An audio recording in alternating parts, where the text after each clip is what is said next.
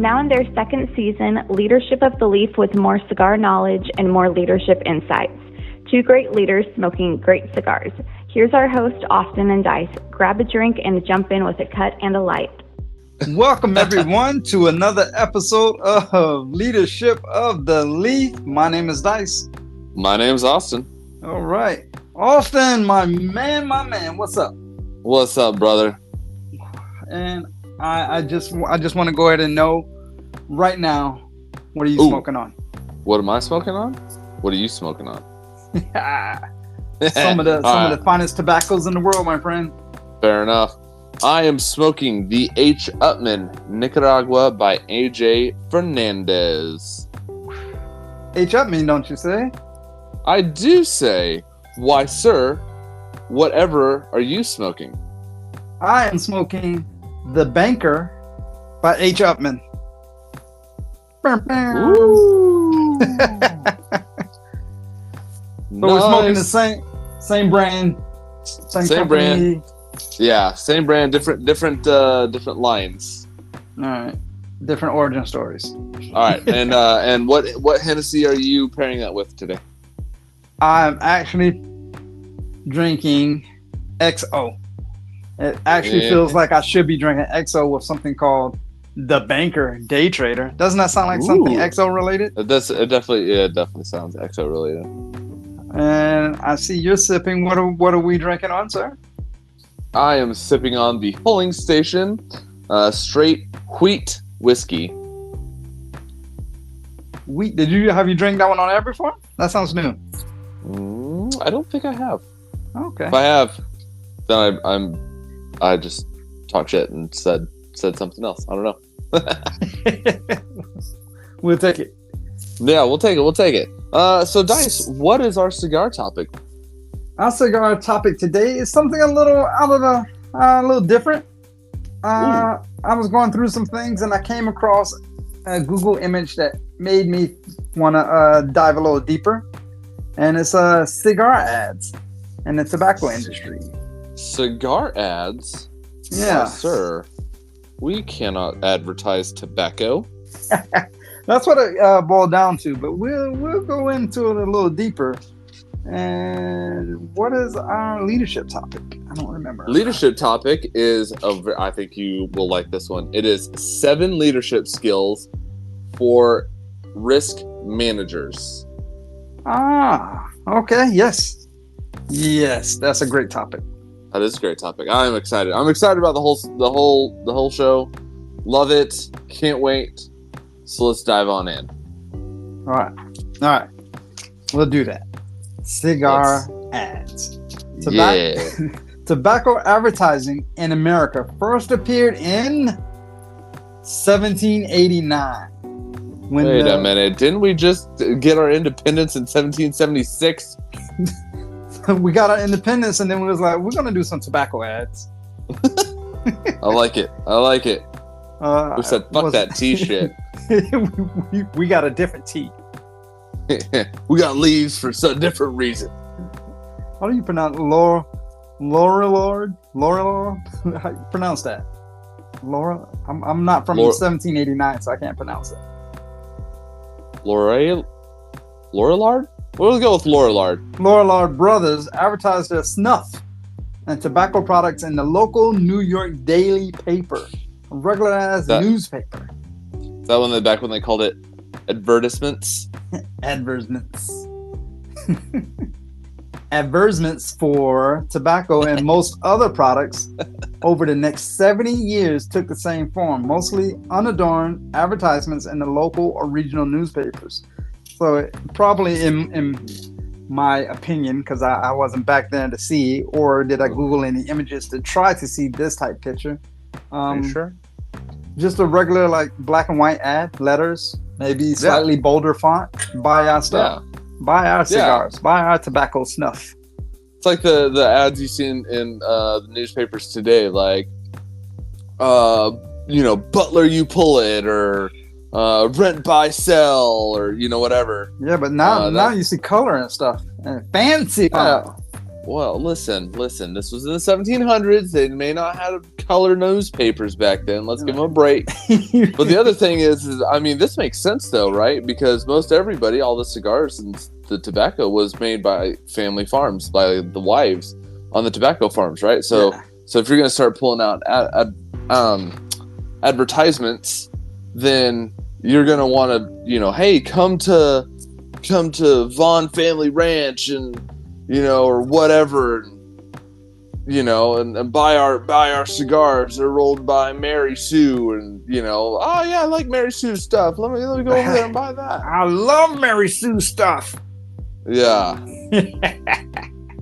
I could have said Mary Jane. Oh, I saw where you was going there. Hey. All right. With tobacco, sir. Tobacco. So in the 1940s, tobacco companies hired doctors and dentists to endorse their products to reduce public health concerns about smoking risks. This is why you never trust doctors and dentists. They can be bought off. They can be bought. Yeah, right. They can be bought.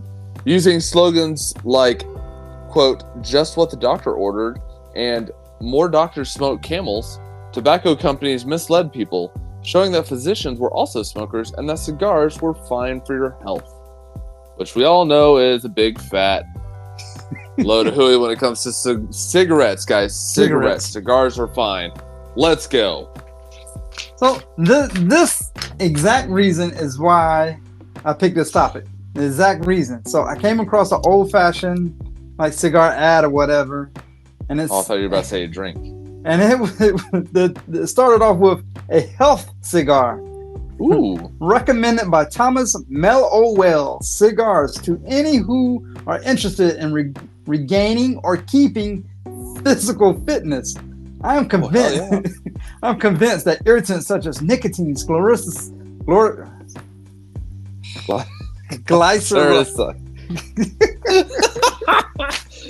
Dice can't read. I can't read. We're all good.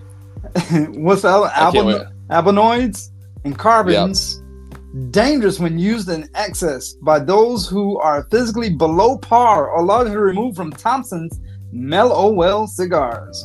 Many former patients, friends, and others who have consulted me and who ordinarily would be obliged to greatly curtail smoking are now enjoying their usual allotment of cigars and Thompson's Mellowells with no loss of satisfaction or good health. So I was like, I could just see that being read on the radio. A lot better than that, though. A lot better. Yeah, 100% better than that. Okay. They could actually pronounce the words glycerides. But I could just see that being put out there, and these big dudes. I smoke as Mellowells because they keep me healthy. Dude, you're the most unhealthy person ever. You probably also drink moonshine straight from the still, and that's why you only got one eye. And you mean that copper tube's not a straw? No. You drink the top of them still, don't you? Oh my goodness. So just imagine a doctor prescribing you. Yeah, you should go ahead and pick out some H. Upmanns on your way home. But I've seen old magazines or article clippings or something like that. My grandparents' house or whatever, and there's straight up doctors smiling right there with their lab coats on and everything else, going, "I endorse Camel cigarettes," or Ashton cigars. What? Come on, we all know that's fake. You just got bought. But there's another ad saying, "Yes, I'm a doctor, and I advise the smokers among my patients to smoke Gerard cigars. In fact, I smoke them myself. There's nothing unusual about this either. Hundreds of physicians nowadays take some advanced and reasonable view. They allow their patients to smoke, but insist on mild cigars like the Gerard. And thousands of smokers all over the United States are benefiting by this sensible advice." Pay me now. Gerard cigars probably went out of business. I'm very confident. Very, very confident they're no longer a thing. Yeah. But, cigars, again, we'll make this distinction really quick. Cigars are different than cigarettes, guys. Okay? They're different. Premium hand-rolled cigars are different than machine-rolled carcinogenic cigarettes. But there's no such thing as a health cigar. We both can agree to that. Cigar. Even though 100%. It's organic. It's organic. I'm just burning dead leaves. It's fine. That's but just funny, man. There's a difference. Just throwing that out there. But in 1890s ad, Dr. Batty's asthma cigarettes, most likely menthols, warns against administering them to your kids unless they are at least 6 years old. 6. Y'all 6. Oh my goodness. Boy, what are you doing? You only 5. You gotta wait at least 1 more year before you can smoke those Dr. Batty's asthma cigarettes. 6, y'all. Man, people a century ago were wild. Letting 6-year-olds smoke. I mean, so I guess cigars were a carnival prize, so I mean, in fairness, though, I got some kids that I work with nowadays, and they came up to me and they're like, "Guess what? I had an espresso," and I was like, "Oh my, why?" You are the furthest thing from a nuttiness espresso. And they're like, "I got an energy drink too," and I was like, "Oh, that's not hydration. That is not hydration, kid." All right.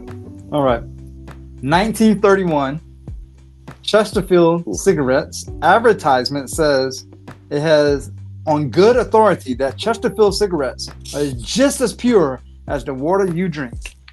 Where did you get as good authority, meth mouth Carl over there? Man, I came across these. It was literally like a rabbit hole. I'm telling you. I was going over and over and over, and I was like, so when, what, how? So 1990s is when we stopped, by the way. Oh, okay. Just throwing that out there in case anybody didn't know. 1990s was when you could stop. You had to stop marketing tobacco to families unless it's in a specialized tobacco catalog, and then you had to be 21 or 18 to buy it or whatever it was. But tobacco ads, largely cigarette companies, would include things like great for asthma, throat protection, dentist suggests smoking, physician recommends, aids in digestion. You want to know how aids in digestion is? Because okay, I'm sorry. It aids in digestion by pushing everything else out because of the nicotine. But when I was reading these, I was like, aids in digestion. I got a little bit of a tummy ache. How about you give me one of those Chesterfields, my 6-year-old boy? I need that asthma cigarette. It helps my digestion tract. My dentist recommended it.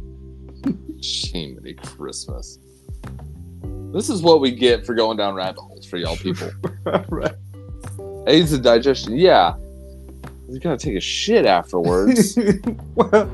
Well, after they use the snake oil and the doctors and the physicians and whoever else they can get to pay off, they found a new category to start paying off thanks to Tinseltown, the magic of Hollywood here.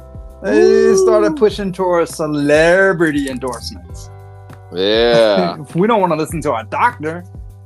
No, we want to listen to the people in the moving picture box. So 1950s and 60s, tobacco companies brought and sponsored their own TV program, paid A-list celebrities to appear in ads. Later, Marilyn Monroe. Cultural icons like the Marlboro Man lured men with exaggerated fantasies of manliness and independence. Smokeless tobaccos have even used professional athletes to market their products. Can't help it, man. Dice, you were losing it, I can't help it, man. I'm thinking about these stupid ads like, oh, you want to be more of a man like the Marlboro Man? All right. Oh, yeah. Marlboro Man. Oh, my goodness. Oh, don't sue me, Fox. Oh, I can't. When I was doing this, I came across the earliest American advertisement poster featured endorsement of a commercial product by a player or sporting figure ever. 1874, Red Stocking Cigar advertising display poster featured George Wright. It was up for auction and it sold for $189,000. Now, that's just ridiculous. I'd never heard of George Wright. I apologize, and I never heard of Red Stocking Cigars. They probably went out of business. Fucking George Wright didn't do a good job then, did he? No, apparently not. Apparently he sucked a big fat one. Well, I did see that he was a baseball player. He won quite a few championships. This is before they had a league. They had several small leagues across the U.S. at the time, and he would play for the person with the most money, and they would win. Yeah, he's baseball's first superstar player. He was a shortstop for the Cincinnati Red Stockings. Oh, makes sense. Red Stocking cigar. All right. Okay. So what this White Owl had an ad that says, "It's the tobacco that counts," says Jesse Owens Chesterfield Cigarettes. Good Lord. Take my tip. Smoke Chesterfield's much milder, says Jackie Robinson. Take my tip. I can't. That was the part that stopped me. I was like, I can't even. Oh, and it had Jackie Robinson there holding his bat, ready to swing. However, yeah, it's just when I saw "take my tip," like, is that like an old timey saying or something? Take my tip. I don't know. You know, like, hey, I'm giving you a tip on the stock market, or I'm giving you this, or whatever. I mean, the celebrity endorsements, I mean, they go on forever and ever. Anybody who's anybody at that time, Ray Charles, Ronald Reagan, Lucille Ball, there's so many more, including the Flintstones. Yabba dabba doo.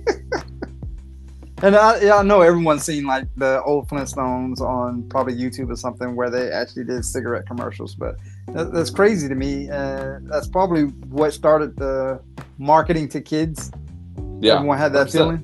Of course. Yeah. So in 1970, Congress took their anti-smoking initiative one step further and passed the Public Health Cigarette Smoking Act, which banned the advertising of cigarettes on television and radio starting on 2 January 1971. In April of 1970, President Nixon signed it into law. After the television ban, most cigarette advertising took place in magazines, newspapers, and on billboards. And I remember a lot of this stuff, you know, like, hey, it's, you know, Skull or whatever. Yeah. Nowadays, I see a lot more for dispensaries. There's a billboard here. This guy, he goes, "Don't be scared for your first time. Come to whatever dispensary." And the dude's holding a joint, and he looks like constipated. He's like, like, I don't want to try it. And I'm like, that's the worst face you could ever make holding a joint. Like, anyways, I digress. So I mean, saying that, I'm pretty confident they're going to be the next one. Like, in the year 2023, Biden signed into law. Yeah, it'll be like 19 or 2040, 2050. You said 19. Sorry, we got to talk about old stuff. Speaking of old stuff, how's your first third? Oh, was that a reference to me? You calling me old? I'm just saying, there's not a lot of your original color left in your facial hair, sir. Maybe I do declare. My first third, my burn line is a little. I've seen better burn lines. Let's just say that it's not bad. I've just seen better. Coffee and nuts. I get a creamy coffee. Nutty with a slight black pepper on the retro. On this one, the burn line's not terrible on this one. It's pretty good so far. So, well, yours actually has AJ Fernandez's name attached to it. yeah. I'm not sure if I didn't do any background study on this one. He probably aided or had some say, but his name's not attached to it like yours is. Right. Yeah. So in 1990s, tobacco companies introduced cartoon characters like Joe Camel to heighten tobacco's appeal. Look smooth, cool with Smoke Joe. Willie the Cool Penguin, the Marlboro Man. Advertising continued in other forms like swag, Newport Windbreaker, Camel hoodies, Marlboro hats, earning points programs, Camel Cash, and everything else. Yeah, I remember that time frame. Actually, it was high school. People was jockeying for everyone's Camel Cash so they can get shit out of their little catalog or whatever, saving their points. Yeah, I met like grandparents and friends of grandparents. They had Winston points or Marlboro points or whatever, and like, oh, I gotta save this up. If I smoke 3 more packs, I get a free 3 more cartons, I get a free carton or 3 free pack or something. And I was like, that sounds dumb. I remember Newports when they were packaged with T-shirts. I remember that. Yeah. So but furthermore, it has been removed from sporting events, sponsorships. You probably remember the Winston Cup. It's no longer called the Winston Cup. But that trend, as I was doing my research, did not go global. Of course not. There's cigar. There's soccer or football companies out there that has sponsorships from several tobacco places. RJ Reynolds, I believe they have some sponsorship in other countries as well. Was like badminton, fucking polo, cricket, badminton, homie. Who the fuck watches badminton? I don't know, but it was on the list. You know what? If you watch badminton, you hit us up on Instagram and you tell me where the fuck you watch that other than ESPN The Ocho. I watch darts on ESPN The Ocho. Stop. Badminton. Yeah, well, I guess the dodgeball all over again. What's that newest craze that all these people claim to be? Pickleball? Pickleball? Oh Lord, don't get me started on pickleball, brother. Come on, man, let's play some pickleball. Stop. Have you seen people play it? No. I don't want to. Because you know what I found out? Kevin Durant owns a pickleball team. Oh. I don't know if you know that. I did not. Yeah, he's part owner in a pickleball team. Don't know what the fuck it's called, but I do know that he's part owner in one. Oh. Anyways, so now ads can be seen in a very specific adult magazines or websites. And the guerrilla marketing is also a tactic. So, they try to spring it on you or whatever.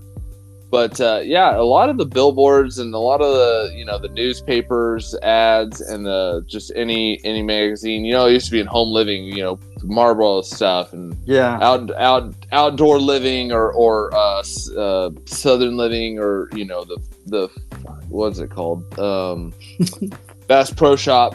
They used to have tobacco ads, whether it was smokeless tobacco or Marlboro or Camel or whatever. I remember seeing that stuff, and then we had to stop doing that because Americans can't control themselves. Well, that was very specific. So if you pick up a Cigar Aficionado magazine or Cigar Snob magazine, of course it's going to have cigar ads and alcohol ads and whatever other kind of adult related type ads, which is I would kind of expect to see. I would hate to see like a Betty Crocker fucking cake ad in Cigar Aficionado. That really doesn't meet the demographics, I would assume. What the fuck? I love to know how to bake a good wet ass cake, moist cake. Get that shit on point. I need some Martha Stewart. Martha Stewart would be a good Stop. Just stop. Like, do you like your cigars? Go ahead and split it down the middle. Dump all the tobacco out. And use my Bic lighter. I'm hanging out with Snoop Dogg with my Bic lighter. You're wearing Skechers. Oh my God. Can you think of a guerrilla marketing ad that I guarantee you've seen one? I'm sure that I have. I can't place it. You want me to share? I'll share with you. Sure. Do share. Do enlighten me, good sir. The championship NBA game. The championship WNBA game. What was they smoking, sir? I don't know either, but I bet you you got to research. You can figure out exactly what they were smoking. I do. So I do know that every sports team, Joe Burrow won. Is what with LSU, right? So when he won the championship, and then when he won the AFC championship, everyone saw him smoking a cigar, and I do know my Facebook blew up with what is he smoking? What's he smoking? What's he smoking? I do know, like in The Last Dance, right? Michael Jordan, he always has like a Lancero in his hand. There you go, another guerrilla marketing. Now, but I don't consider that guerrilla marketing. I just consider that maybe not Jordan. But you're gonna tell me when he was smoking a cigar and it blew up on Facebook and everything, you're gonna tell me that company didn't provide that cigar to him? You think he randomly just picked the cigar and was like, "Oh, they're gonna take this picture and it's gonna go viral with me holding this cigar"? That's fair. That's fair. Guerrilla marketing.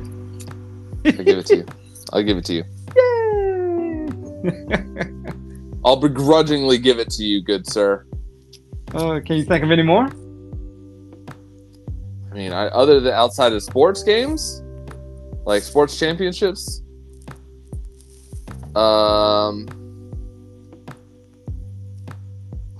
can't say that I can.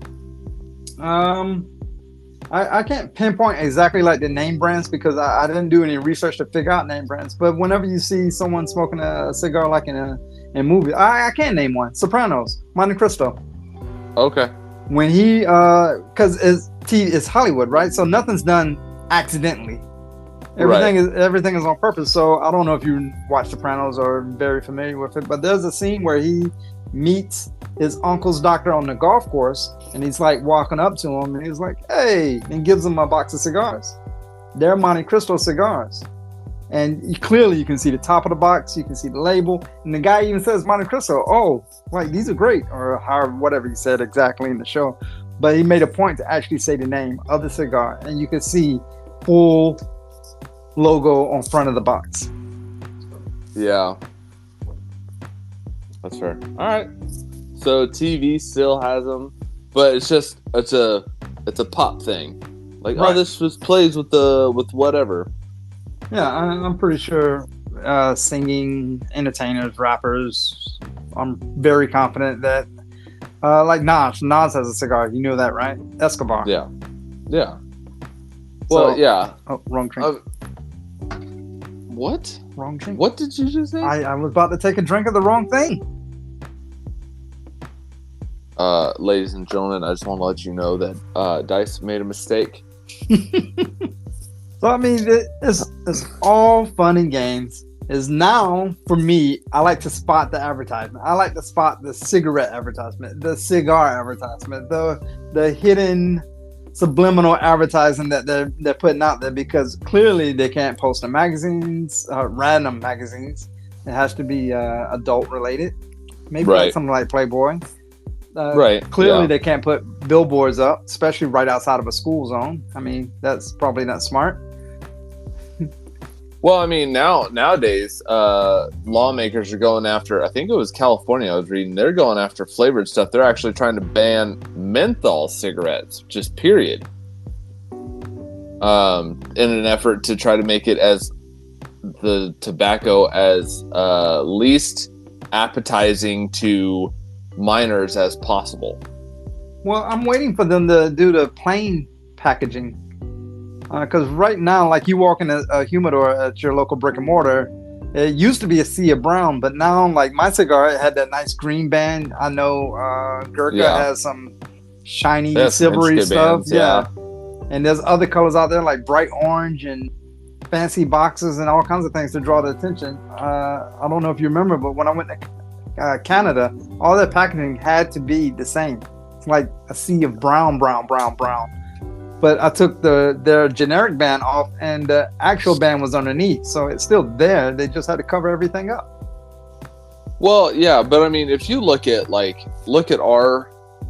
our Surgeon General warning, right? Yeah. On every tobacco product, warning may increase risk of blank, right? You know, all these, you know, pregnancy problems and cancer and death and on and on and on, right? You go to Europe and and read their warning. Oh, cigarettes will kill you. Period. That's it. You will die. That's it. You will die. Period. Yeah. They don't hold any blows back. It's not an increased risk of no. You will die. Period. That's their risk. That's the risk on their boxes. Yes, you are not an increased risk of whatever. It is you will die. I've actually seen it firsthand, and I was like, what? And then I peeled the sticker off and kept it. Yeah. Well, because in Europe, you know, they still have cigarette vending machines, and those aren't a thing in the States anymore. You know, you can find some vintage ones at, you know, somebody's barn or a vintage antique store or whatever, but you know, it's their stuff is much more blunt and kind of in your face. You will die. Period. And you said vending machine, and that's going to sidetrack this whole thing right before we go to break. That's what I do. No, I'm about to sidetrack, and I'm really about to derail this whole thing. Oh, don't worry. I'll bring us back. I'll tie it all together. Okay.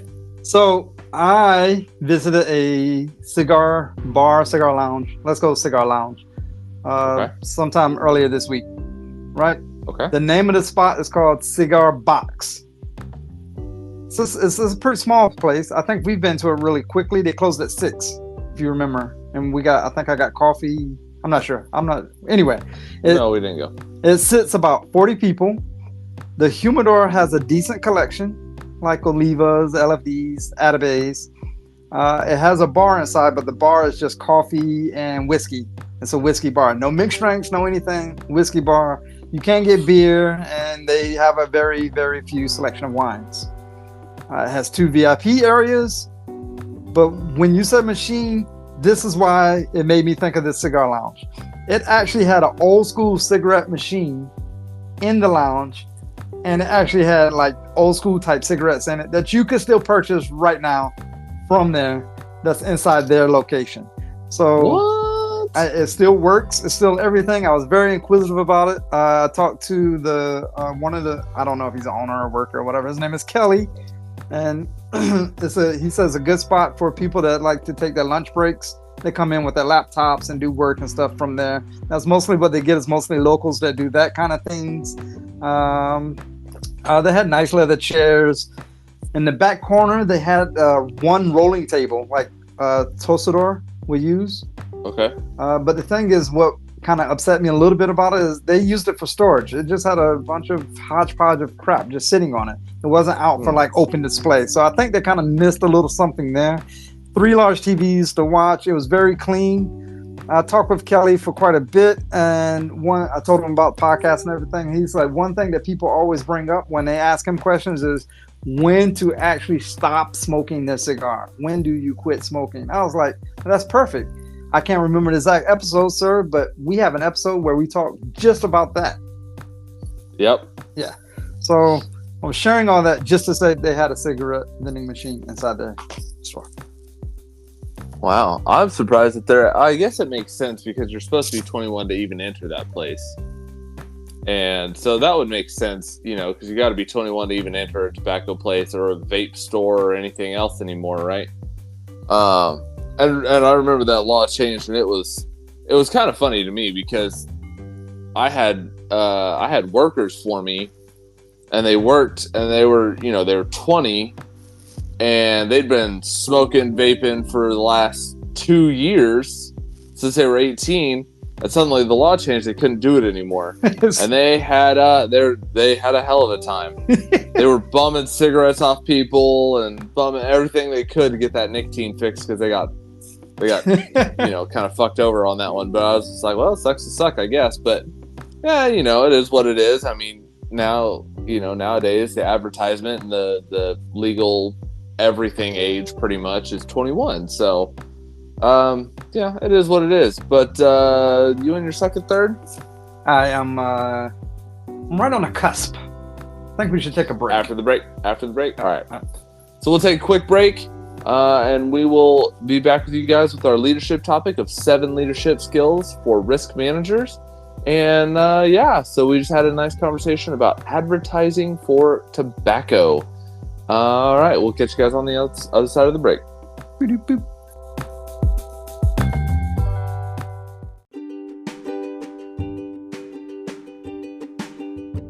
All right. Hey, everyone. Thanks for listening to Leadership of the Leaf. I'm just letting you know, if you want to see what kind of cigars that myself, Dice, and Austin, what we're smoking on each episode, check out our Instagram on Leadership of the Leaf. All one word. At Leadership of the Leaf. And please, leave us a comment. Send us a message with what other questions or what you guys are smoking on. Maybe you guys have some suggestions for us that we'd love to give it a shot. At Leadership of the Leaf on Instagram.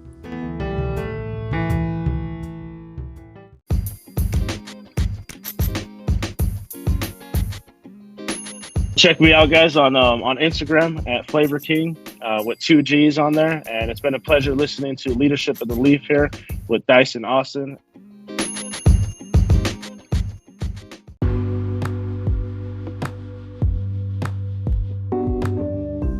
And welcome back to Leadership of the Leaf. We just had a nice talk about cigar advertisements, and how funny and silly they were back in the day. We're going to dive into our leadership topic of 7 leadership skills for risk managers.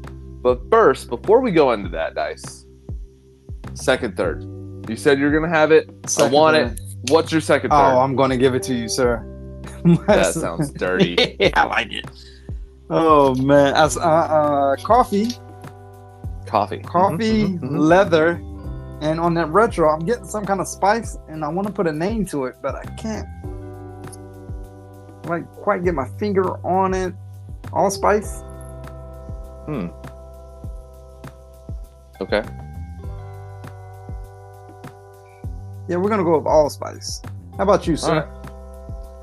I'm getting that coffee is still kind of there, but it's like a chocolatey coffee, like a dark roast type coffee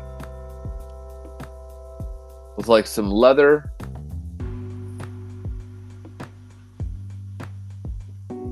Yeah, and that pepper's kind of faded out. It's really that chocolatey coffee kind of flavor. It's really good. There's a little bit of cream in there and just like a hint of leather. Like if you were to take, like a creamed Dice is over here. Give me the bird. Yeah. I'll stop. All right. So risk managers. But first, what is risk management? So risk management is being aware of unprecedented hiccups in your projects. It includes discerning how the risks can affect your business, whether it's manageable, taking action to avoid it or its consequences, but oftentimes risk management goes unseen. When everything is well, no one knows how everything is going in the background, right? It's like the duck, right? Everything looks calm on top of the water, but underneath the water, it's paddling like crazy. Yes. But when something goes wrong, people are going to start asking what happened. Nonetheless, risk management is an art and a science. This means that you will need to have honed considerable leadership skills to be a successful risk manager. I like to think of risk managers as head coaches in sports. Okay. Right. So when the team is doing really well, people don't sit there and worry about what's going on behind the scenes, what's going on in the locker room, who's beefing with who. As long as the team is winning, right? Like look at the Golden State Warriors. What was that in 2017, 2016? They had a 73 win season. Yes.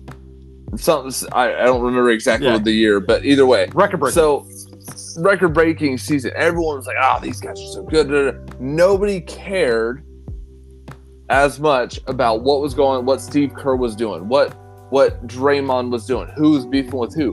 Now you fast forward to like last season, and all of a sudden the news is lighting up about Draymond Green beefing with Jordan Poole and punching him during practice and stuff like that. And because the Warriors were not doing as well. They weren't winning as many games. They were in the bottom 10 of the playoffs. Yeah. Right? So everyone's starting to ask, well, what's going on in the back room? Well, how's the locker room been? What's the tone in the locker room? You know, Same thing with like the Chiefs, right? Like the Kansas City Chiefs.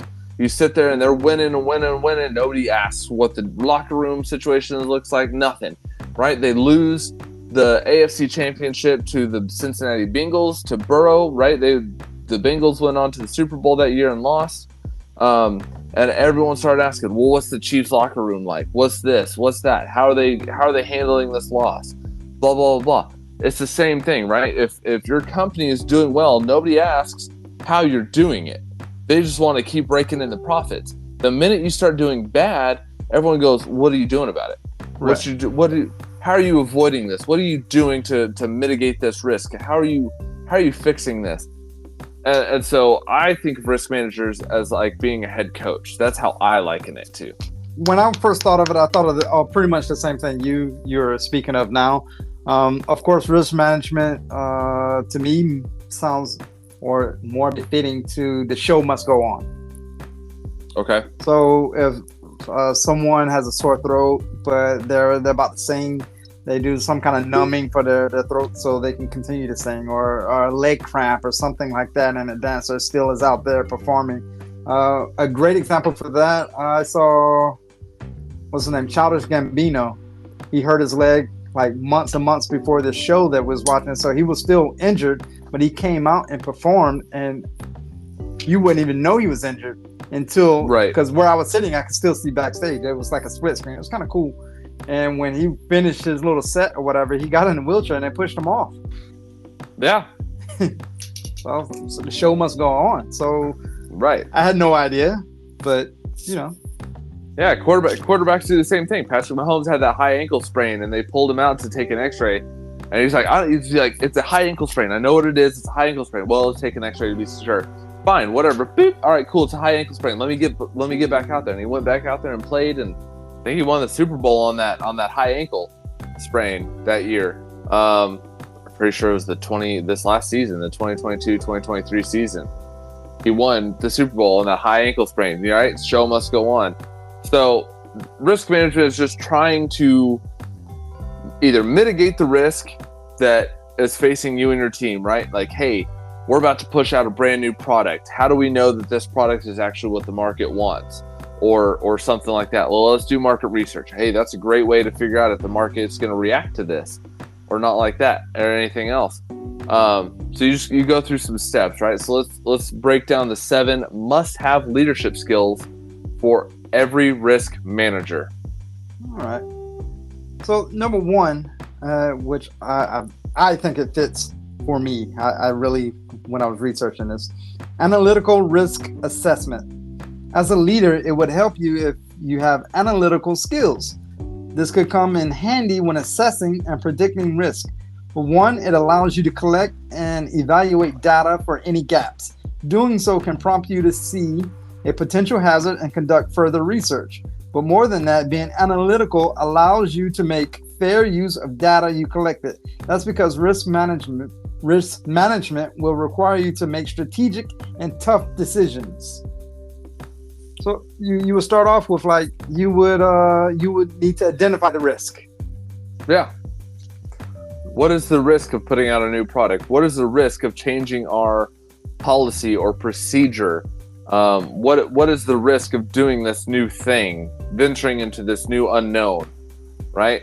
So after you like you were doing very well, is you identified the risk. So the next part of that is once you identify it, you have to do your risk analysis of it. You have to pull some data. So we sold 300 chocolate ones. So how well would white chocolate do? It's still chocolate, but it's white chocolate. How will, you will pull data as you will look at numbers. Yeah. Just like I was saying, right? So you want to push out a brand new product.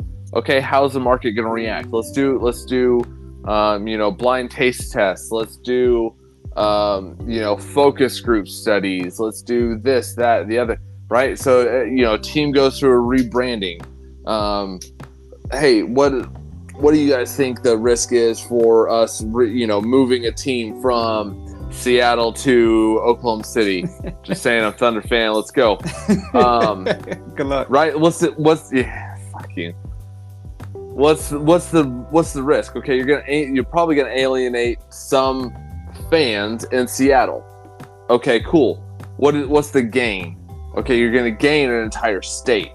All right, and possibly a little bit more from Kansas and Texas and everything else, and Arkansas and maybe New Mexico. So you're gonna gain a couple of those fan bases, right?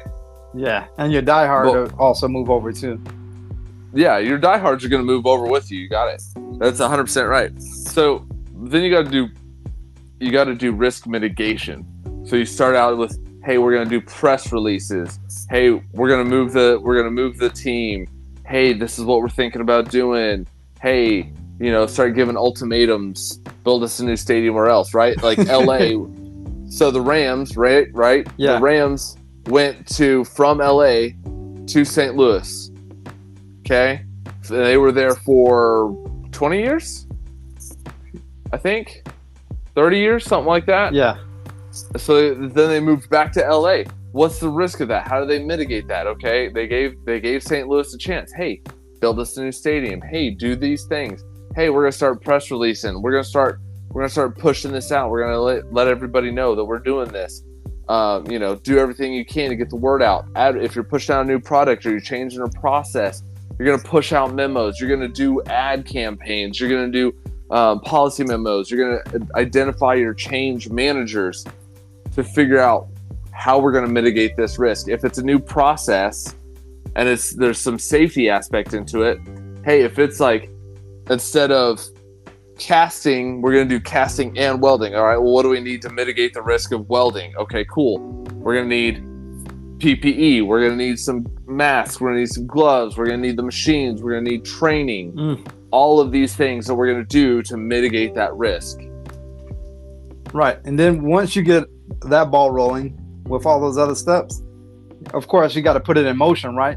You want to keep tabs of what's going on. Be like, what? That didn't quite work because I've been monitoring it and the numbers kind of fell off a little bit here. So maybe we need to, pivot just a little bit or whatever it needs to be. But you have to closely monitor every step that you took to get there to see what is working, what's not working, because that's the whole thing. You're trying to mitigate that risk. So if you don't monitor it, you're just pretty much just pissing in the wind.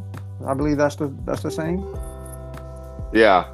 Well, so I know, like when I first started working for you, there's a brand new checklist out, right? We had to move a piece of equipment, and in the past there had been some safety accidents where people got basically the safety equipment or the equipment got rolled over their foot. So I think there was like 2 incidents where people broke their foot or their ankle or whatever. So the risk mitigation was, let's do a checklist, make sure everybody understands the role, exactly what the heck we're doing. We're gonna fill it out and we're gonna say we're good and we're going forward. The problem is while that was a great idea, nobody was monitoring for compliance. Correct. I remember that. Nobody gave a shit.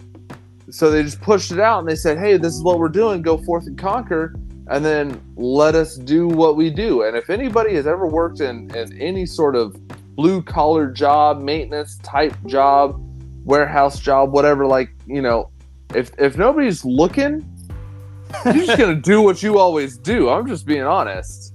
Like, this checklist is stupid. We're just gonna take care of business. Yeah, exactly.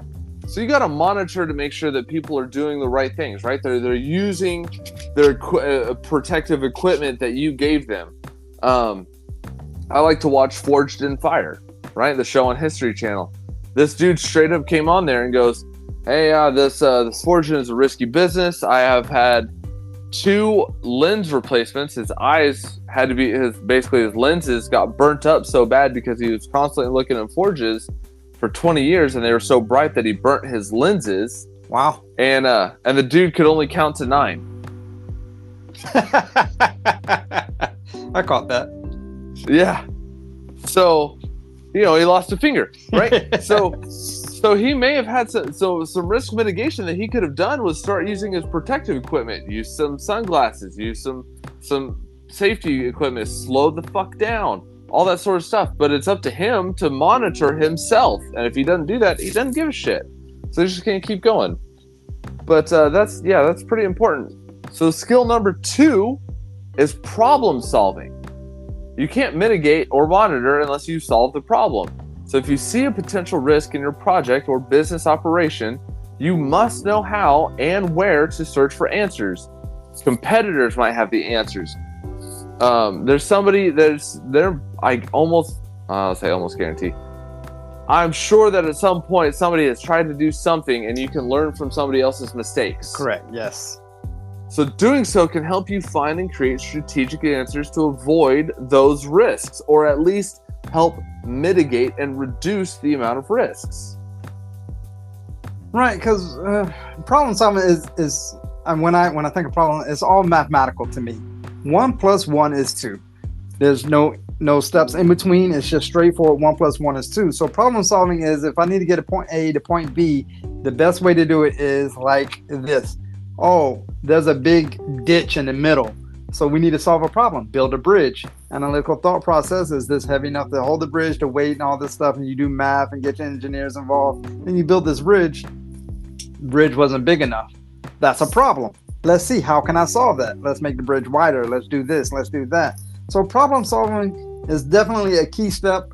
Mainly you find it during the monitoring stage, or however it needs to fit in your puzzle. But problem solving is definitely a skill that is required. One I guess manager, leader, whatever you want to call them, that I had, which I still appreciate this response to today. The worst case scenario is not making a decision. So if you're sitting there trying to problem solve and you don't come up with any kind of solution or answer, that's worse than coming up with a wrong solution or answer. Because if you come up with something wrong, be like, I only made the bridge this wide, and I don't know what to do now. If you just sit on your hands with nothing to do, you're going to be back at square one. Instead of problem solving, like, maybe I can get 2 bridges and push them together. I don't know. However you need to solve the problem, it's definitely best to make some kind of decision than none. Yeah, so my grandpa always used to tell me, he was an old farmer, and and I always asked him, I was like, hey, he fought in World War II, right? He was tank commander on the beaches of Normandy, and I always asked him, hey, what's your best piece of advice? And he always told me, lingering is but folly. And I was like, and I never understood. I was like, what the fuck? What does that mean? Lingering is but... And so finally he told me, he goes, look, if you wait so long to make a decision that you end up making no decision, you are wrong. The best thing you can do, even if it is the wrong one, because you can always adjust fire, is to just make a decision, stick with it, and go. Go forth and conquer. If you miss that because you messed up and you made the wrong decision, adjust. But if you make no decision, you cannot adjust. If you sit there and go, I'm so overwhelmed with this process, and how am I going to do all of this? And you're overwhelmed to the point of inaction, you are absolutely in the wrong. You have to sit there and make a decision. I've listened to some of the best people in the business world. I've listened to them talk, and they said, look, you have to get comfortable with making decisions with maybe 60% of the required information, and be nimble enough to adjust when you have 80 to 90% of that information, if you were wrong, if you made the wrong decision. Well, that leads to strategic thinking. Risk can affect various parts of a business. Hence, risk management should be someone who can look at all the possibilities. This is where strategic thinking comes into play. A strategic person knows when to step back, look at the bigger picture. Aside from that, he also knows which part of the big picture he needs to break the problem, the root cause of the problem. That way, it would be easier to look for a solution and opportunities to improve the system. And I believe you brought up something like this before, where was it SWOT? SWOT. Yep, SWOT, strengths, weaknesses, opportunities, and threats. Right? So you identify what your strengths are, you identify your weaknesses, you see where the opportunities lie, and you figure out what your threat is to that new process. So you break this down into a 4 little quadrant chart, right? And so you go, all right, my strengths are, I have a very nimble team, they're very adaptable, they're smart and they can think on their feet, and they're not afraid to suggest new things. My weaknesses are, once they get stuck on something, they rush into things. All right, that's a weakness. Okay, cool, got that. Maybe they look without leaping or whatever the case is. All right, so where's my opportunities lie? All right, well, we can make a decision and they're going to adjust to it. And if I made the wrong decision, then I can just adjust fire. But my threat is that they do something that I don't want them to do in case they encounter a problem or something to that effect. You figure it out along the way. Right. You can either talk it out with a team, get a whiteboard, and group it all together, however you need to see fit. But it's definitely going through your strengths, weaknesses, and opportunities to mitigate threats. And this whole nine. That's kind of like seeing the bigger picture as a whole spectrum. Now, if you don't need the whole big picture, as I was saying earlier, you can focus in on one part, like the stupid bridge analogy I keep using. Like you can get up to that point. You can even, after the bridge, you can get up to that point. Your problem that you focus on is that bridge. So the bigger picture is not the whole travel now. It's just that one section where you have the bridge. So you don't need to keep looking at the bigger picture because everything else is going to be almost a distraction. Yeah. So I remember in high school, we had the career day, right? Where you got to, we had a shadow program where you got to shadow what you wanted to be in the future so you could see if you liked that job. I chose a mechanical engineer, and he worked for an oil and gas company. And he was saying, hey, we have a problem at our refining plant. And he's like, I just want to see what you guys come up with. And it was me and one other kid from my high school. So he described the problem was basically what they get is this hot slag, right? Which is sand and rock and mineral that comes out that they have to extract the oil from, right? So they pump the oil out while it comes with rock and sediment and everything else. And then they wash it and everything else, but it's hot and it's slag, so it creates a bunch of steam. They're saying, hey, we have to basically ship this out in trucks. But there's a guy up here that's supposed to pull the lever, but it's hot. So how do we keep that guy safe, right? If he pulls the lever, he's just going to get blasted with hot steam. So how do you protect that guy? And we came up with a myriad of ideas, right? Put it on a timer, put it on a dude with a button in a safe room, give the guy a flame retardant suit so he's protected from the heat. Put it on a sensor or something, whatever the case. Like, we came up with a bunch of ideas, right? And he sat there and he goes, "You guys in 10 minutes came up with almost all the solutions that a room full of engineers came up with in 3 days." And I was kind of proud of that. But it was one of those things where you kind of sit, like, an outside perspective. Right. You sit there and you kind of go, "Well, here's the solution right here. Here's an idea." So maybe if you're having problems and your team isn't coming up with very good ideas, or you're like, "Man, we're missing something," go to an outside source, explain the problem to them, and see what they say. Even if they have no background in the problem, in the process or the policy or whatever you're about to do, go, "Hey, does this make sense? Am I making sense to you right now? Does this solution make sense?" And explain the problem, and then if they come up with something, you're like, "Yeah, that doesn't really work because I forgot to mention X, Y, and Z." Okay, cool. Now he can adjust fire, and you can brainstorm a little bit with somebody with an outside perspective. It may help give you that idea. If you take somebody, you're about to push out a new marketing campaign, and all your salesperson's like, "This is great. I love it." Go to your development team. Go to your warehouse workers. Go to somebody who actually has to do the work and say, "Hey, what do you guys think about this?" They're going to be like, "That's dumb as hell. And here's why." Boom, boom, boom, boom, boom. You're like, "Ah, shit, I didn't even think about that stuff." That's more data. That's strategic thinking. Yeah, more data to put in the old bucket of information there. Yeah, there's always more. There's always people that are. I have found this about the human race. There is never hardly anybody who's willing to offer an opinion. Everybody has an opinion about something. So if you ask somebody their opinion, they're more than likely going to give it to you Usually, depending on their, your level, if you're the CEO, they may not. But like if you have a manager, if you say, hey, go get me data about what the workers think about this new policy I'm thinking, they're gonna come back and they'll be like, hey, boss, man, your marketing team says this is a great idea, and your salesperson think this is wonderful that they put the orders in like 3 days ahead, but your warehouse worker says that ain't gonna work because that's just gonna back them up, and they're not gonna know which orders need to go out first because there's no date time system down there and no way to organize this stuff there. Fuck, I didn't think about that. I didn't think about the warehouse workers. I just thought about the salespeople. All right, cool. Let's adjust fire then. Right. Number 4, financial literacy. So as mentioned earlier, a risk can affect various parts of the business, right? Including the finances. This includes overhead costs, employee salary, taxes, revenue, etc. Why is it important for a risk manager to have financial literacy? Because all businesses have financial risk. For instance, when a client made adjustment requests, it can affect their budget and completion schedule.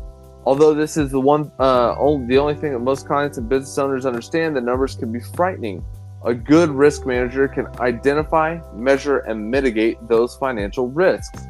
So you look at income assessment, expense tracking, financial goals. You got to create a budget, monitor and adjust if you're off track for whatever reason. You have to save and invest it back in your business, and you have to learn and grow. Johnson & Johnson, Kroger. I can name a gajillion businesses that had to sit there and learn and grow, right? CVS. I was just reading a case study about CVS pharmacies, and it kind of comes full circle, right? So back in 2013, CVS Pharmacy made the business decision to market themselves as a health company, right? So what they did in 2013 is they stopped selling all tobacco products. Oh, I remember that. Because how could they be a health company if they're selling tobacco products? That's their thought, right? So they had to look at it. Their tobacco products, do you want to know how much they brought in on tobacco sales alone? I would imagine. Guess a number. Let's go 1.2 billion. Too high? 2 billion. I didn't even go high enough. $2 billion a year on tobacco sales alone, and they took it off the table because they wanted to market themselves as a health company. $2 billion. Billion. That's billion with a B. I'm pretty sure they had to do a lot of risk assessment for that. Absolutely. You think they didn't look at their incomes? They didn't look at their expense tracking, financial goals? You think they didn't create a budget and monitor? They did all of that. Well, I mean, that goes back down to the list that you was naming, your income assessment. So income assessment, of course, is how much money you're bringing in. So your expense tracking, that's how much money you're putting out. So your financial goals, to whatever you're trying to achieve as a company, of course. Then once you get those numbers, then you create a budget for said numbers that you was just assessing. Then you have to monitor and adjust. Be like, we're gonna have to do a lot of adjustment because we just lost $2 billion from this whole tobacco sales. Monitor and adjust. Then saving and investing. So with whatever money that they could achieve, I'm pretty confident they had to put something in savings and invest. Yep. They had to invest more into their picture of being more of a healthy alternative to their competitors. I'm pretty sure that's how they was trying to market themselves, learning and growing. Yeah. So I'm pretty confident that because they lost $2 billion from the tobacco side of the sales, learning and growing, I'm very confident they learned another area where they can get more income from to continue to grow. Yeah, so they actually they instilled a program, the Minute Clinic, right? So they had nurse practitioners sit there, and people could come in for not serious stuff, right? Like, hey, I think I have strep throat. Could you guys test me? Boom, test. Yep, you got strep throat. Hey, by the way, we're a pharmacy. I'll just write you a script. We can fill it right here. Bing, bang, boom. It's a one-stop shop. There you go, out the door. Boom. they have these minute clinics. They could do telehealth, that sort of stuff. They've been learning and growing to try to make up that revenue of that $2 billion of tobacco. And they said, hey, if we're going to be a health company, let's have a nurse practitioner or a PA or somebody like that can diagnose some people, write a script. We'll fill it in house. Boom, we make the money off that sale from their insurance or whatever co-pays they have, all that sort of stuff. Boom, we make that money. So now we have the money from their insurance for the visit. We have money from their insurance for the script that we just wrote them, and we have money from their co-pay if they have any. And bang, bang, boom, we just made money, like a bunch of money off that one person from their insurance company and co-pay. Yeah, because I remember back in the day, they didn't really do all that before. So that minute clinic is definitely, especially tapping into the insurance money market. That's a huge. Oh yeah. The health insurance market is huge. Now I don't know which would be bigger, but obviously it's worked out for them. So well, especially because around that time, something came out, the ACA, right? The Affordable Care Act came out, requiring everybody to have insurance. So everyone had insurance for that time being. So they knew if people were getting subsidized to get insurance, then and they came in to see their minute clinic, boom, they got the money from their insurance for the copay or for the visit and the script and the copay. So with that falls directly in line with number 5, regulation robustness. Implementing risk management strategies could mean changes in company regulations. But that doesn't mean you should do a happy dance whenever changes are made. What that means is by regulation robustness is that you know to stay abreast about regulation changes and updates. Plus, it would help if you can understand how these changes can affect various business parts. For instance, they knew that the Affordable Care Act was coming out. How can we tap in and get a slice of that pie? So that regulation change actually benefit them when they started the minute clinic. Yep. For instance, it would change in leadership affect project completion. You need to assess immediate whether the changes can pose risk. Hence, you should be able to explain it to the affected party and think of ways to mitigate it. Otherwise, people concerns will be meh about it. So I'm pretty sure when they first lost tobacco, a lot of people was very upset, but the board of directors and all that stuff, they probably was meh about it because they knew what they was going to try to roll out with this healthier pharmacy. Right. Well, and like right now, so I work in project management, and we've been complaining about lack of a contractor meeting their projected timeline, right? And it's been an ongoing struggle for years. And the contract's coming to an end, and obviously we're not going to renew it because they're not meeting their timelines. But and in order to for that company to try to help meet those timelines, what they did is they fired the old director. They said, "Get out, you're done." They brought in a new director to cut down those times and get closer to contractually obligated timelines. And they did that because they want to be able to get another contract. So now, will they get it? I doubt it. But you know, it's just one of those things. Like, hey, if we're gonna have a contract with this company, and we're not meeting our contractual timelines, obligated timelines, then we're gonna have to do a leadership swap, and we're gonna have to bring in a new leader to maybe hopefully drive us to be a little bit better about it. And you know, maybe it was the leader's fault, maybe it was worker's fault. I don't really know because I'm not there. I don't want to speak for that contractor. But it's just one of those things where, you know, they're gonna sit there and change leadership to potentially get that project complete on a better timeline. That's a regulation. That's a robustness. You guys got to get in there and get a hold of everything and figure out exactly what the heck is going on with those regulations. Exactly like CVS figured out that the ACA was coming out, so we're going to do the minute clinic so we could write scripts, so we can be a health company, so we could get a slice of that good old insurance pie, right? Right. Well, all that constitutes to the next step, which is relationship building. Another essential quality of an excellent risk manager is his ability or her ability to build, because we're woke, build meaningful relationships. Here's the thing. You need to connect with various people to look at and manage risk. These can be your clients, project managers like yourself, department heads, the CEO, whoever, board of directors, whoever it could be.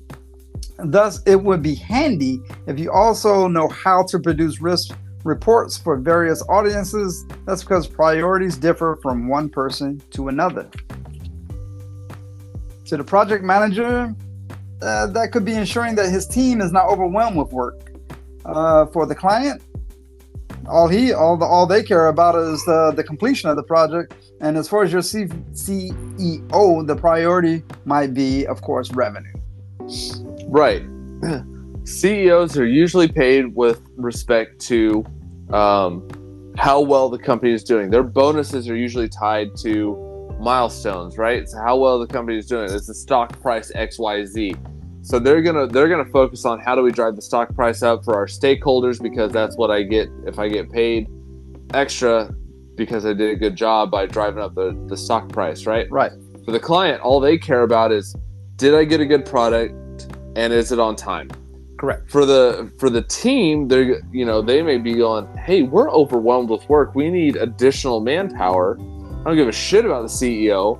I don't give a shit about the client. I can't meet it with, if this is a 10-person job and you guys gave me 3 people, fuck you. I need at least 4 more to even start trying to make this on time. And all that falls in the whole assessment of this picture that we're looking at is the risk management. So if you just went through each of those categories, so the risk there is we're going to burn out from our workers. We probably have people quit, be like, F this noise. This is, they're trying to, get blood from a turnip here. We need more people.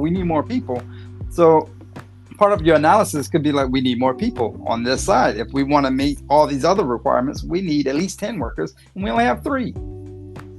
Yeah. Workers, especially nowadays, are not shy about going and finding more work. This is not your grandfather's work environment or your great-grandfather's work environment. They're not loyal to a company for 20, 30, 40 years anymore. These guys are jumping jobs every 1 to 2 years. Yeah. And if they find out that, hey, I'm doing the same job and I could get paid 2 times as more or 3 times as more if I go to this other company, a competitor, because they say, hey, we need we need at least 4 more people. We're willing to pay those 4 more people a good salary. Then why the hell would they stay working for a company that still only has 3 when they could go get paid more to have less work? Absolutely. And I see it in my job. I see it actually quite often, a little too often, I guess. But either way, I definitely understand it. Maybe I need to hire a risk manager. Yeah, or be a risk manager. So the last skill is systemic adaptability. In case you haven't noticed, the risk manager is a stressful job. It's because risk management includes looking for possible issues that may arise and figuring out a solution. It can be expensive and detrimental for a business if that risk is not contained. Having a system in place can help you manage the stress involved in your job. And lucky for you, creating a risk management system does not have to be stressful. If you have a risk manager, that is what they are there for. If you don't have a risk manager, whether that is somebody who is on a project and that's their team lead, and you say, hey, your job as team lead is risk management. You now have a risk manager. They may not be that entitled, but they do that in their work. I want you to look at all these risks that are coming through for this team, and I want you to mitigate all those risks. Whether that's I need new protective equipment, I need more team members, I need a financial accountability, I need expense reports. I need you to tell me what the problems are, how you think we should mitigate those problems, and what you need from the board of directors, from the CEO, from the CFO, the COO. all those corporate level managers, I need to know all this stuff, because I could go advocate, or that person can go advocate on the team's behalf and say, hey, look, boss, I understand you want this project done in, 3 months, but if you want me to do it in 3 months, I got to prioritize some stuff, and I'm going to have to put some stuff on the back burner, or I need more people. Everything you just said fits exactly like the closing of the wrap up of this. The importance of risk management. Risk management allows a leader to set up systems that can help avoid unfavorable events. It also fosters resiliency and helps in minimizing the impact of risk. Plus, companies with risk management plans can reap the following benefits, as you were saying. It saves valuable resources and assets, safe and secure environment for employees and clients, more stable business operations, and reduce legal liabilities. Simply put, risk management allows you to run your business without interruptions. So that's everything you was just describing. Yeah, and that's the thing, that risk management is in my opinion, an underrated area of business. If you sit there and you actually took a look at the risks of doing business, you have to be comfortable with a certain level of risk. There has to be this is the cost of doing business, right? If you go to any military commander and you say, what is the acceptable rate of loss of personnel when you go to war and you're in a confrontation, they're going to tell you probably around 10%. 10%. Okay, cool. They're going to accept that. That is the cost of doing business to them. So if you're trying to be an innovative company, or you're trying to be, push out new products or something like that, you have to be comfortable with the level of risk and sit there and say the cost of doing this project and the cost of doing this business is going to be $2 billion. That I'm going to lose X, Y, or Z in profits and clients and whatever else, because you're changing processes. Workers, hey, I'm probably going to lose 10% of my workers because they don't like the new processes. They're stuck in their ways. They don't like it. Got it. We need to be an innovative company. Go forth and conquer, right? So, but it's all of this to say, this all explains why you have to hone the skills if you want to be a great risk manager, right? We talked about the 7 skills: analytical risk assessment, problem solving, strategic thinking, financial literacy, regulation robustness, relationship building, systemic adaptability. All of those are important. If I had to pick one, I honestly don't know that I could pick one, but if I probably had to, I would say it's somewhere between analytical risk assessment and relationship building, because if you have good relations with people, you can make things work for a short-term gain. If you have that analytical risk assessment, you know what your risks are. You know what the cost of doing business is, and you can try to use that relationship building piece to cover that 10-20% or whatever the case is that your risk is, to say, hey, I'm okay with this acceptable level of risk based on the numbers, based on the relationships we have with our clients, our team members, and anybody else we do business with. I'm okay with this because of these things. There's one part of this that I'm not okay with. Oh? I'm not okay without knowing your final third. Ooh, my final third. So I'm having to relight again. Real quick. Oh, I've been talking too much. Well, I mean, this is a good subject. I definitely understand, because it's a robust. And when I was doing this whole research at the end, you know what I noticed? It fits one of my little things that I like to say: assess the situation, coach. Now, I normally don't use it as such a broad stroke, a big stroke, as in risk management. But if I was to break it down, the assess the situation coach fits all 7 of these categories. Absolutely.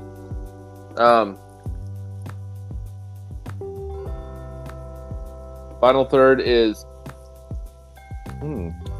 Interesting. I'm getting leather. That cocoa and that sweetness is kind of melted away. I'm getting kind of a nutty, leathery, with a little bit of white pepper in the back. It's very good. It's very good. The burn line's great. I've only had to touch this up because I've been talking so much. But it's good. The ash is great. Burn line is nice. Nice and good. It's pretty even. It's a pretty thin burn line too, so that tells me that's good. The tobacco's been worked really well. I'm good with this cigar. What about you, good sir? Because you end yours with that burn line, so I've been looking at my burn line pretty much the whole time. My burn line is not razor thin like I'm used to seeing on a lot of cigars that we smoke. I'm not saying it's a bad burn line. Yeah, I'm looking at yours in the camera now. Yeah, your burn line is better than mine. I'm definitely getting leather and more of like a coffee nut. It's almost like if you was to make coffee with nuts in your coffee mix. It's kind of strange. Not strange. Strange isn't the right word. It's definitely something I'm not used to getting from a flavor note of my cigar with the coffee and nut mix so well like that. The ash has been phenomenal. The smoke output is great. This is overall, it's a good cigar. Yeah. All right. I'm down with it. So doing all of these things, right? The risk assessment, the problem solving, strategic thinking, financial literacy, regulations, relationships, and systemic adaptability. Doing all these things are going to allow you to support the business and its people. There's an importance there, right? The business is supported, and so are the people. Right? Yeah. Moreover, you need these skills to help them accept and adapt to changes, because changes in business are inevitable, right? We talked about some cigar companies in the in the first half. Those cigar companies may be out of business by now, right? But if you look at a company like Arturo Fuente, or Romeo y Julieta, or Monte Cristo, or something like that. Some of these legacy brands that have been around for ages. They've adapted to the tastes of their consumers. And they only work. Changes are only going to work. Risk assessment is only going to work if everyone's on board, because of great leaders that help mitigate that risk, right? So you have your change agents. If you're changing a process, hey, I understand that we've been doing business X, Y, Z, and I got that. I think we could be more efficient if we did Z, X, Y, and the reason I think this is because of A, B, and C reasons, whatever that it is. That's only going to work if those people that you have with you and the change managers and the leaders that you have with you have assessed that risk, said, hey, yeah, this makes sense, it's going to lighten our load, and people accept it. Because if you don't have those relationships, if you don't have that analytical risk assessment, if you don't have that strategic thinking and the financial literacy to sit there and back up those changes, you're going to lose. There's millions of businesses go out of business every year because they are not those things. Correct. Another thing that could possibly help some of these businesses is deciding on if their cigar is going to be worthwhile. Like some people want to decide if their cigar is going to be box worthy, if the cigar is going to be like a 5-pack, or maybe the consumer is only going to buy 1 or 2. And if you had to make that assessment about your cigar, what would that be, sir? First off, great segue. If I had to give this one, I would probably go a minimum 5-pack of this cigar. I'm upset that I don't have another one in my humidor. It's a good cigar. It's very taste friendly. It's not too super strong. It hadn't kicked me on my rear end like some of the other ones. But it's very good. I don't know if I would go completely box. But I would definitely do 5-pack, and I'd be okay with that. I want to smoke more. but I definitely would throw it in a normal rotation. So I don't know if I'd go full box, but I'd definitely go 5-pack. All right. Well, what about you, my friend? This cigar it's a good cigar. I don't want to say anything negative. It's definitely a good cigar. It's surprising to me that it's actually a full strength cigar. So saying that it's a full strength with the flavor notes that I was getting, I'm going to say 1 or 2. I'm going to say 1 or 2. Just really? Just for that reason. Because the full strength doesn't really fit the flavor profile, and in my opinion, of course. Other people are probably like, I love the day trader. I'm gonna go 1 or 2. Is it worth smoking? Yes. Would I smoke it again? Yes. Would I buy a box of them? Nah. Would I get a 5-pack? Not really. Would I have 1 or 2? Yeah, I'll definitely pick this up. 1 or 2, something different. All right. I'm down with it. So we've talked about cigar advertisements and how much they have progressed in the years since 1700s, 1789. And then we got to talk about our 7 leadership skills for risk managers, which are definitely needed in the leadership arena. I think it's an overlooked part. I would say, I don't want to say it's overlooked. People do this every day without realizing it. But I think if they put a little bit more effort and they realize what they were doing, they'd say, oh man, this makes so much more sense. I understand what I'm doing now and why it's important. I do what I do when I do what I do. They put a little bit more effort into it. They'd say, hey, let me actually break down those financials. Let me break down the risk of everything that I want to actually do.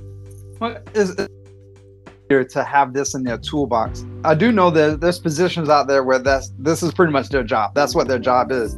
But being a leader, you don't want to be solely reliant on one person or a group of people that are in some kind of risk management office or whatever.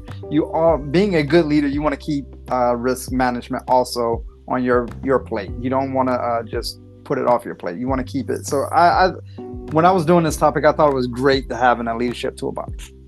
No, 100%. I agree. It's definitely one of those things I think a leader needs to have. And I think a lot of young leaders nowadays don't give enough credit to. Yeah. They do it without realizing that they do it. But if they would take the time to take a step back and they realize, hey, this is what I'm doing risk management. And I'm doing all these 7 steps. I need to focus a little bit more on how do I cut down those risks? How do I make these changes? How do I manage this change of X, Y, and Z? Push out a new product, policy, procedure, whatever the case happens to be.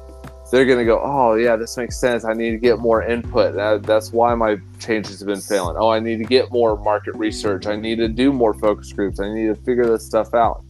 And they would do a lot better on it. All right, sir. Those are great topics, and we're going to have more great topics for future episodes, I promise. Absolutely. My name's Austin. And I'm Dice. Just want you guys to remember, great leaders smoke great cigars. All right, until next time. Catch you guys on the next one. Thank you for listening to Leadership of the Leaf. The comments and opinions expressed by the host and guests does not reflect the opinions of those that broadcast this show, nor does it reflect any of our affiliates.